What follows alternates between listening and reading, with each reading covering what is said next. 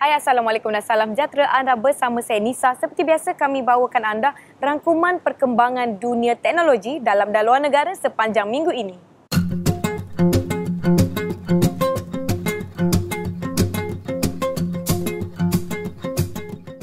Berita minggu ini dimulakan dengan pengumuman tablet Nokia N1, peranti pertama daripada Nokia selepas menjual bahagian peranti mudah alih kepada Microsoft. Menariknya, peranti yang membawakan skrin bersaiz 7.9 inci ini hadir dengan Android 5.0 Lollipop, pemprosesan Intel 64-bit dan menjadi peranti pertama yang didatangkan dengan USB Type-C.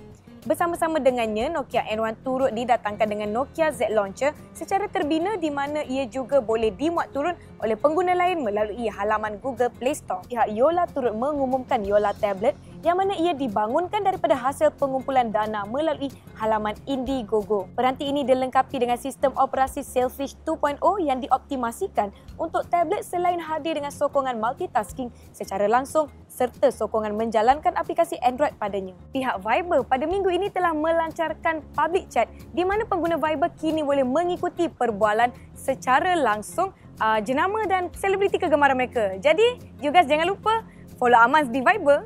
Selain itu, pihak WhatsApp pada minggu ini turut memperkenalkan penyulitan menyeluruh untuk perkhidmatan mereka sekaligus menjadikan perbualan pengguna tidak boleh diakses oleh sebarang pihak ketiga. Bercakap pula mengenai arena jaringan sosial, Facebook kini telah memperkenalkan aplikasi Facebook Groups untuk Android dan iOS dalam bentuk aplikasi khusus.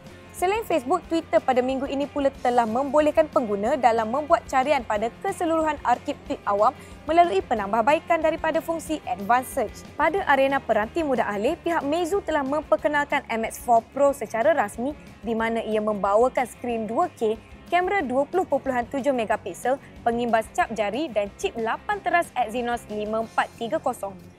Sementara itu, mereka juga telah membuka pratempahan untuk Meizu MX4 yang mana ia bakal ditawarkan bermula 28 November di pasaran tempatan pada harga RM1,099. Di Malaysia, pihak Acer telah memperkenalkan telefon pintar Liquid Jade iaitu peranti dengan skrin bersaiz 5 inci, kamera 13 megapiksel dan dijual pada pasaran tempatan dengan harga RM799. Acer Liquid X1 turut diberi kemunculan iaitu peranti dengan skrin 5.7 inci, chip 8 teras, sokongan LTE dan kamera 13 megapiksel dengan harga RM999. Selain daripada X1, Acer juga melancarkan Liquid E700 dengan sokongan 3 SIM yang dijual pada harga RM699, sementara Liquid Z500 ditawarkan pada harga RM499. Pihak Microsoft pada satu acara di Kuala Lumpur telah mengumumkan Lumia 535 iaitu peranti Windows Phone pertama tanpa penjenamaan Nokia daripada mereka yang akan hadir ke Malaysia menjelang Hari Natal.